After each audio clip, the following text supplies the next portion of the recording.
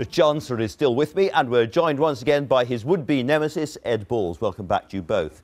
Now, one of the things that happened at the last election, we've had a long and very, very boring discussion about whether or not there'll be leader interviews. But the last general election, you debated with Alistair Darling and Nick Clegg. Would you do the same thing again with Ed Balls this time round?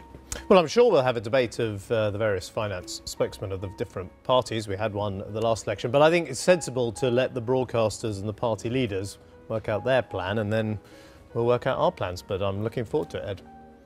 Ed, are you keen on this debate happening? Of course. In fact, I'd like to go further. George and I don't need the broadcasters to sort these things out. George is not a coward. David Cameron doesn't want a head-to-head with Ed Miliband, but I'm very happy. I will have a head-to-head debate, just the two of us, the two potential chancellors during the election campaign, and you can say now, are you up for it?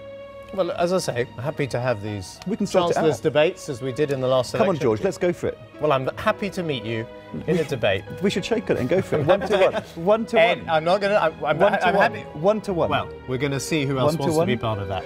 I've got a very effective chief secretary who I think would also want to be part of that debate. Now, you may not if only agree. David Cameron was up for a 1-to-1 debate like George would be all right. But for some reason, David Cameron's running scared. I think we should include Danny Alexander. No, 1-to-1, we just shook on it.